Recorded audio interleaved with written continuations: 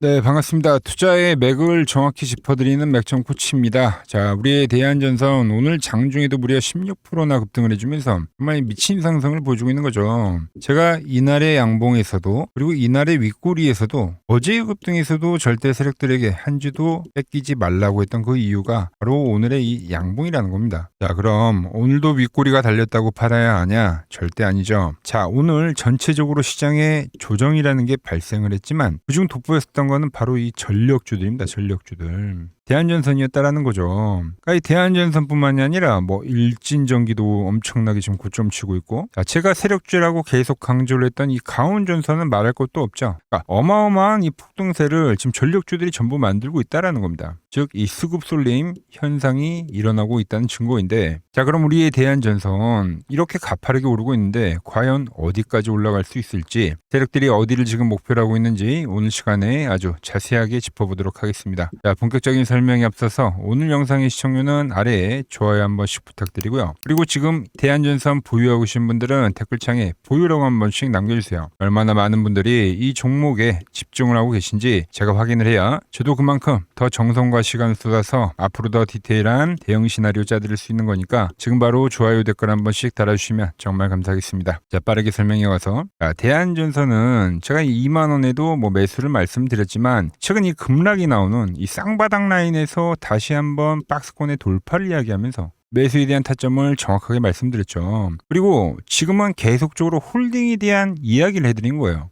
그리고 제가 잡아드린 그 기준점이 깨지지 않으니까 지속적으로 지금 거래량을 동반하며 상승을 하고 있는데, 물론 이 상승세 역시 또 가파르게 나오고 있다 보니까 매도에 손이 가시는 분들 분명 계신단 말이죠. 하지만 여러분들, 이 대한전선은 제가 이 5만 전선에 이어서 지금 이 6만 전선도 다 오는 거죠. 근데 이 온전한 상승을 우리가 다 먹으려면 지금부터가 더욱더 중요하다는 거죠. 자, 대한전선은 이제 제가 말한 이 포물선의 상승으로 진행이 되는 겁니다. 그러니까 대폭등이 나오는 패턴 중에 하나가 이 포물선으로 시세가 나오는 건데, 자, 이렇게 나오는 거죠. 우리가 아는 일반적으로 하는 추세는 이렇게 올라오는 건데, 제가 말하죠. 정말 본격적인 시세는 이 일반적인 걸 넘어간 10%에서 나온다고요.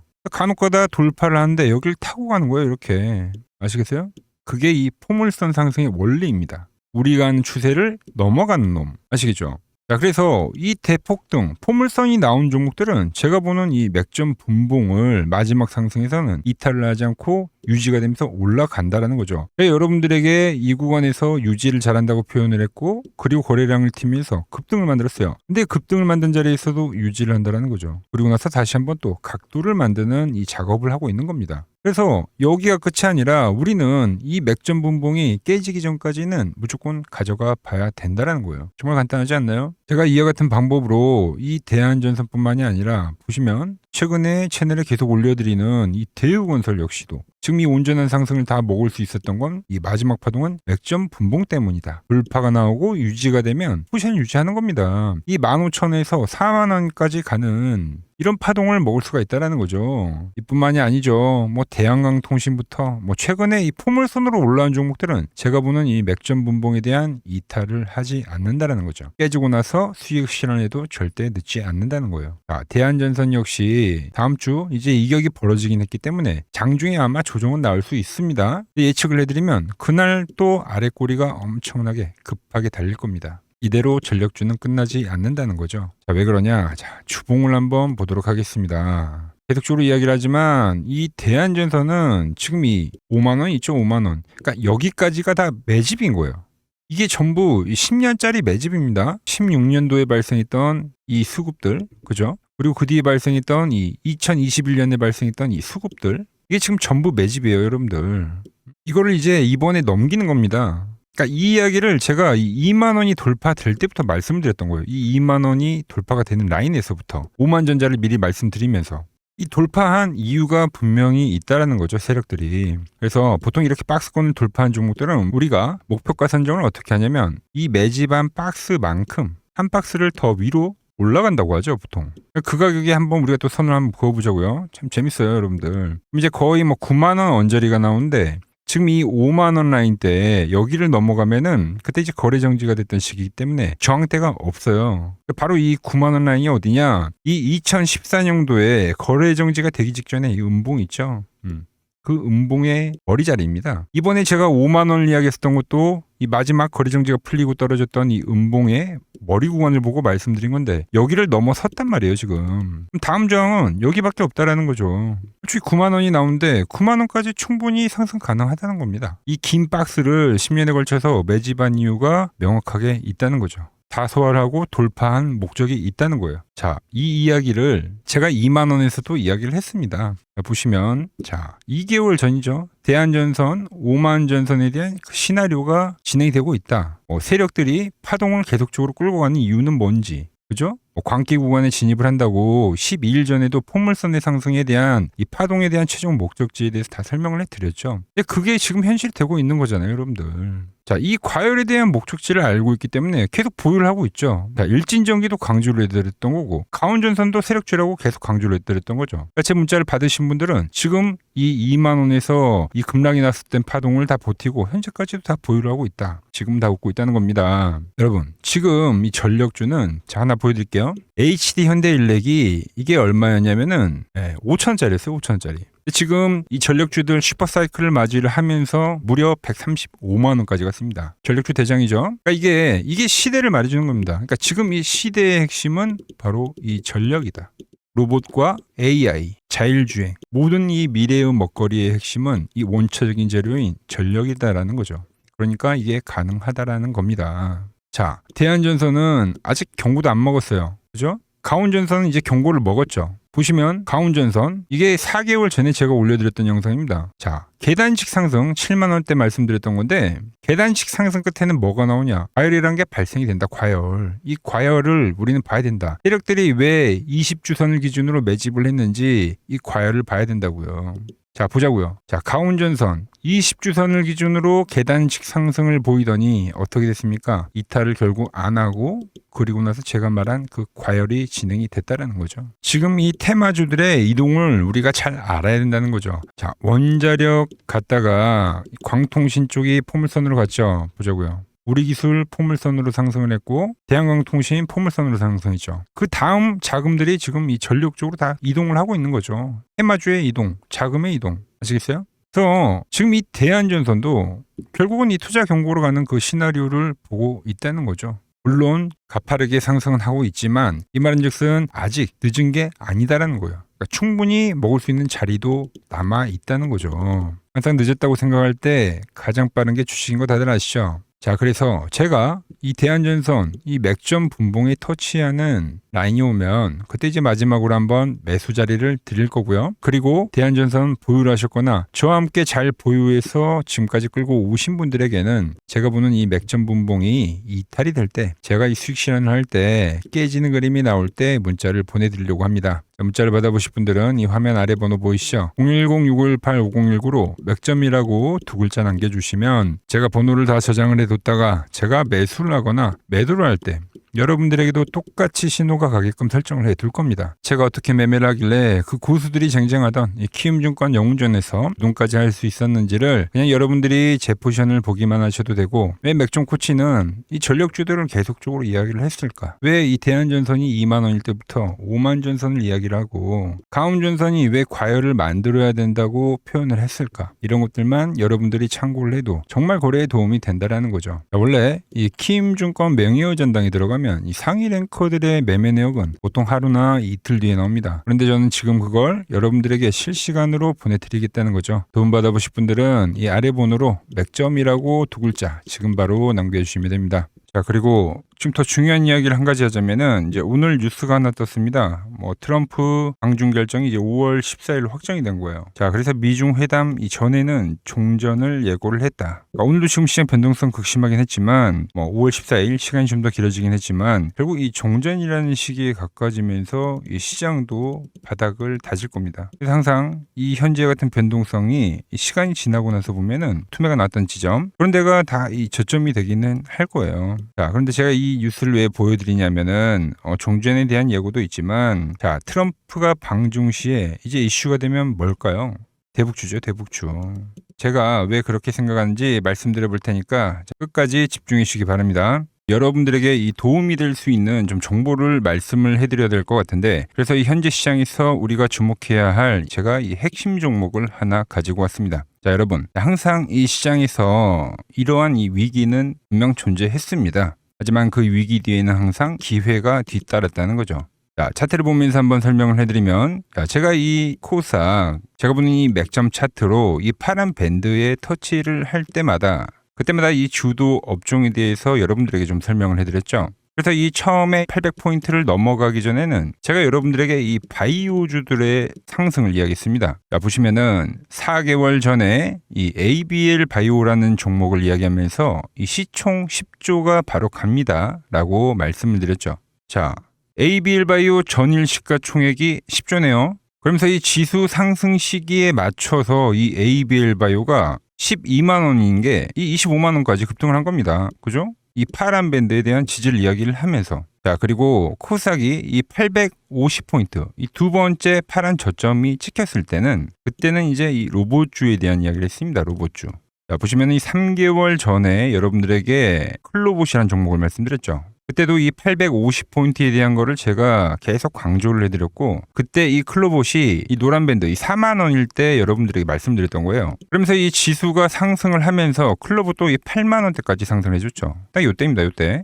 자, 그 뒤에는 제가 이 1000포인트에 대한 돌파를 말씀드리면서 그때 이제 이 우리기술과 이 한미반도체, 즉 이 반도체 부품주에 대한 이야기와 이 에너지에 대한 이야기를 했죠. 그러면서 이 한미반도체는 우리 10만 원 라인에서부터 이 33만 원대까지 급등을 보여줬고, 우리 기술 역시 이 5천 원 라인대부터 수직 상승하면서 벌써 이 2만 5천 원까지 도달을 했습니다. 엄청난 폭등을 만들어냈다는 거죠. 공통점이 뭡니까? 지수의 하락 그 막바지에서는 다음 이 주도주가 생기거나 이 새로운 테마가 형성이 되었다. 이번에도 마찬가지죠. 이번 조정기가 마무리가 되면 나오는 거는 이 새로운 테마와 주도주입니다. 그래서 오늘은 제가 그 이야기를 좀 해보려고 하는 거예요. 자, 저는 이 다음 테마는 여러 테마들이 물론 발생하긴 할 건데, 제가 주목하는 거는 이 대북주입니다. 대북주.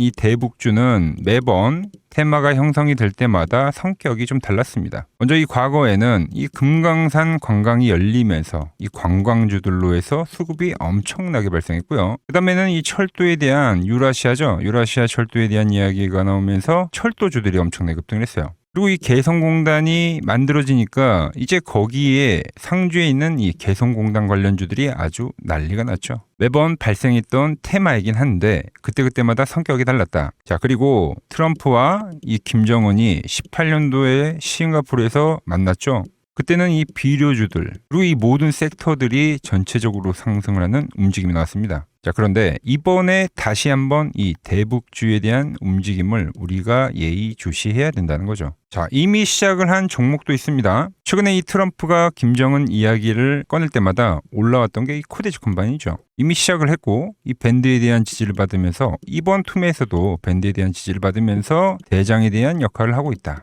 그런데 제가 이미 올라온 거를 말을 한 사람이 아니죠. 저는 이 이란과에 대한 전쟁이 마무리가 되면서 이 트럼프에 대한 다음 행보는 이 로켓맨을 향해 갈 확률이 지금 매우 크다라고 보고 있습니다. 자, 트럼프 입장에서는 이것보다 정치적으로 이 트럼프에 대한 이미지를 개선할 만한 게 없어요. 여러 가지에 대한 이 시나리오들, 퍼즐들이 맞춰지고 있는데, 그래서 설명을 좀 해드리면 저는 이 대전환의 서막이 지금 현재 열리고 있다고 보고 있습니다. 최근 흐름을 보자고요. 먼저 우리가 볼 수 있는 거는 이 김정은에 대한 전략적 분리를 볼 수 있습니다. 최근에 이 한국은 적이지만 이 미국은 뭐라고요? 이 대화에 대한 상대라고 표현을 했죠. 대한민국을 제1의 적대국으로 규정을 하면서 긴장을 좀 높이는 듯 보였으나, 이는 우리가 생각을 할 때 역설적으로 이 미국과에 대한 이 협상력을 높이려는 이 김정은의 전략이죠, 전략. 즉, 이 한국을 배제하고 미국과 직접 판을 짜겠다는 이 통미봉남의 현대적 변용이라고 볼 수가 있습니다. 언제든지 이 미국과는 급격한 이 대화 국면으로 전환이 될 수 있는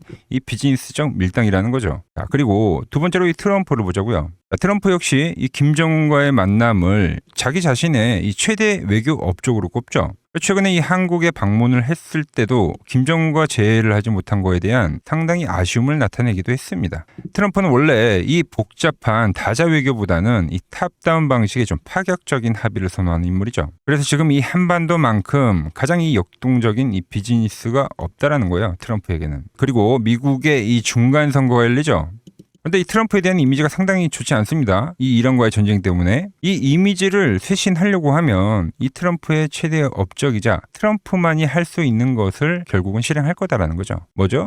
이 로켓맨과의 대화. 이것만 한 게 없다는 겁니다. 우리 정부 역시 이 대북 관계의 갈등 해소는 상당히 오랜 기간 동안 이야기를 해온 겁니다. 현재 이 정부가 강력하게 추진하고 있는 게 뭡니까? 이 기업 밸류업이죠. 그리고 이 MSCI 선진국 지수의 편입이라는 이 목표를 달성하기 위해서라도 이 대북과에 대한 이 리스크에 대한 관리는 무척이나 중요합니다. 자, 사실상 이 국내 증시가 이 저평가, 즉 이 코리아 디스카운트의 가장 근본적인 원인이 뭡니까? 바로 이 북한과의 지정학적 리스크죠. 이게 해결이 돼야지만 이 증시 전체가 리밸류에이션이 일어나기 때문에 여야 막론하고 이 대북과의 관계를 이 해결해야 되는 숙제와 같은 거다라는 거죠.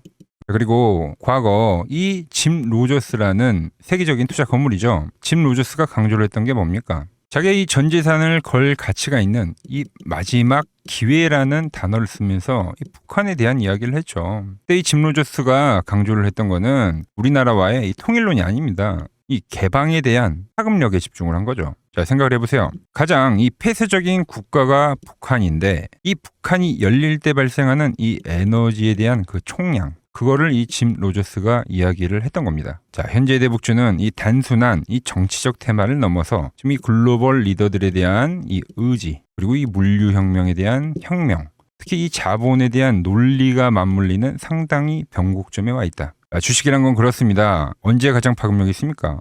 없던 게 발생하면 그 파급력이 상당히 강력하죠. 가장 어두울 때 해 뜨기 직전이라는 말처럼 현재 이 냉기류들 있죠. 이걸 역설적으로 생각을 하면 이 개방에 대한 그 파도가 밀려오기 전에 이 썰물일 수가 있다는 이야기입니다. 그래서 이미 제가 보고 있는 종목에서는 이미 현재 상황에 맞게 이 수급들이 붙고 있더라.